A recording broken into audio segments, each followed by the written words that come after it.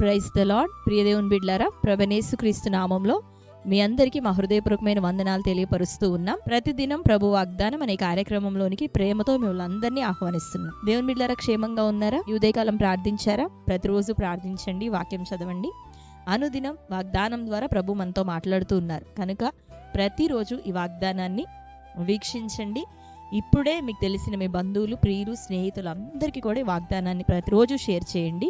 తప్పకుండా లైక్ చేయండి. క్రొత్తగా చూస్తున్న వారు ఎవరైనా ఉన్నట్లయితే పాస్టర్ టి రాజు అనే యూట్యూబ్ ఛానల్ మీరు కూడా ఇప్పుడే సబ్స్క్రైబ్ చేసుకోండి. బెల్ ఐకాన్ క్లిక్ చేసి ఆల్లో ఉంచండి. రెగ్యులర్గా నోటిఫికేషన్స్ వస్తూ ఉంటాయి, ఫాలో అవుతూ ఉండండి. మరి దేవుడు మనకు అనుగ్రహించిన ఈ దినపు చక్కటి వాగ్దానాన్ని చదువుకుందాం. యెషయా గ్రంథం 63వ అధ్యాయము 7వ వచనం.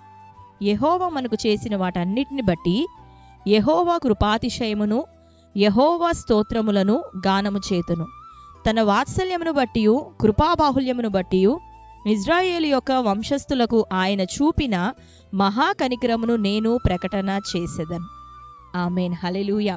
మరి ఇదే కాలం చక్కటి మాటను దేవుడు మనకి అనుగ్రహించి ఉన్నాడు. దేవుడు తన ప్రజలకు, తన ఎడల భయభక్తులు కలిగిన వారికి, ఆయనను ప్రేమించేటటువంటి తన బిడ్డలకు మరి ఎటువంటి మేలు చేస్తాడో, ఏ విధమైన దీవెన ఆయన దాచి ఉంచాడో ఇక్కడ ఈ వచనంలో మనం చదవగలుగుతూ ఉన్నాం. యెహోవా ఏం చేస్తాడు తన ప్రజలకి అంటే, ఆయన తన ప్రజలకు కృపను చూపిస్తాడు. ఎంతగా అంటే కృపాతిశయమును బట్టి, స్తోత్రములను బట్టి నేను గానము చేయుదును అంటున్నాడు. కృపాతిశయం అంటే ఆ యొక్క కృప ద్వారా జరిగిన కార్యములను బట్టి, మేలులను బట్టి దేవునిని మనము అతిశయించి స్తుతించే విధముగా ఆయన తన కృపను మన ఎడల కనుపరుస్తాడట. మొదటిగా కృపాతిశయం, అతిశయించే అంత బలమైన కృపను దేవుడు తన ప్రజలకు అనుగ్రహిస్తాడు. అంతేకాక ఆయన వాత్సల్యంను చూపే దేవుడు, కృపా బాహుల్యంను చూపించే దేవుడు. హల్లెలూయా. నీ దేవుడు ఎలాంటి వాడు అంటే, ఆయన తన కృపను మనం అతిశయించే విధంగా చూపించే దేవుడు, కృప చూపించే దేవుడు, వాత్సల్యం, ప్రేమను చూపించే దేవుడు.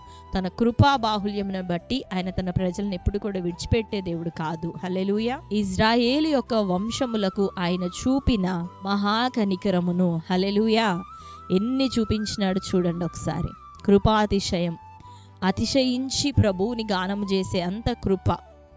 రెండోదిగా వాత్సల్యం, కృపా బాహుల్యం, ఇంకా మహాకనికరాన్ని ప్రజల ఎడల ప్రభు చూపిస్తాడంట. కాబట్టి ఇంత మంచి దేవుడిని ఎప్పుడు కూడా నీ జీవితంలో నువ్వు విడిచిపెట్టొద్దు, దుఃఖపరచొద్దు.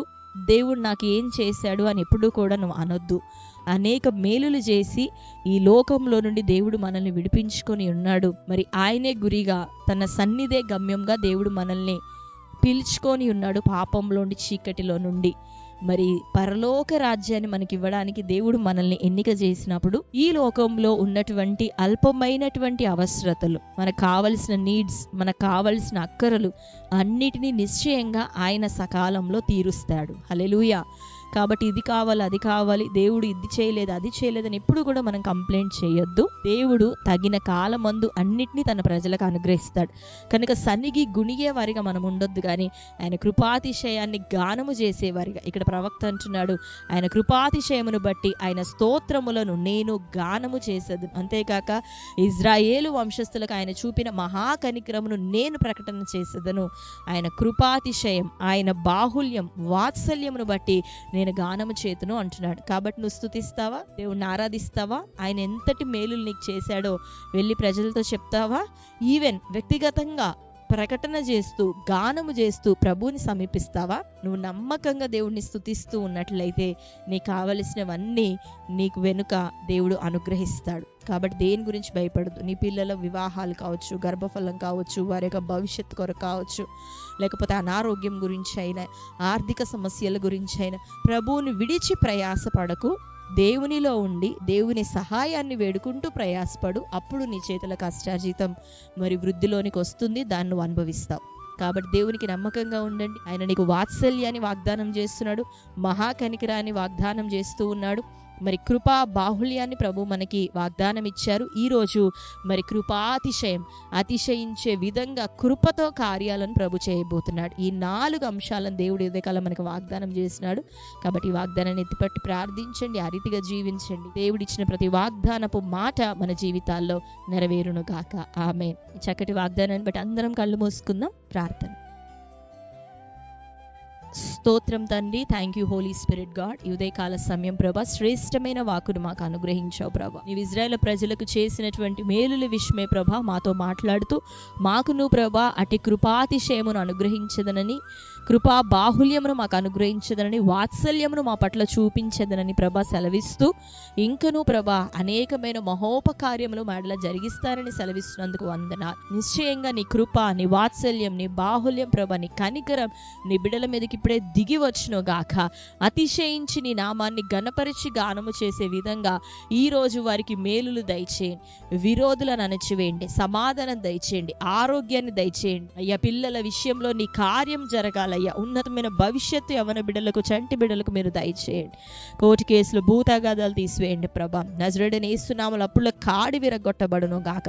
నీ మహా కనికరం చేత యవ్వన బిడ్డలకి ఈ సంవత్సరం వివాహం జరగాలి, గర్భఫలములు వారికి దయచేయబడాలి.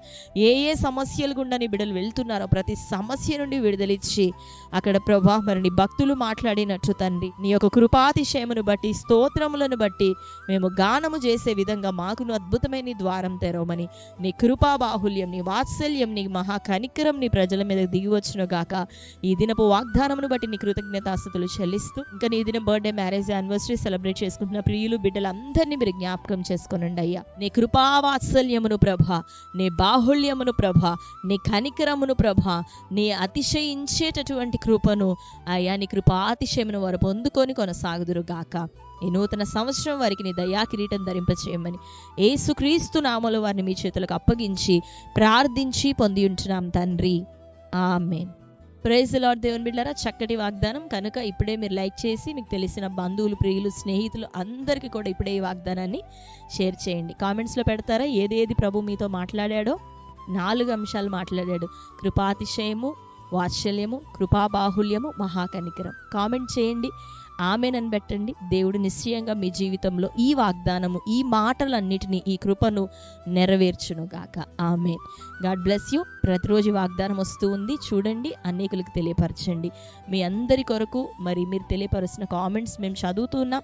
నిశ్చయంగా దేవుడు మీ అందరి విషయంలో గొప్ప కార్యం చేయబోతున్నాడు. ప్రార్థన చేస్తున్నాం. దేవుడు మిమ్మలను, మీ కుటుంబాలను దీవించును గాక. ఆమేన్.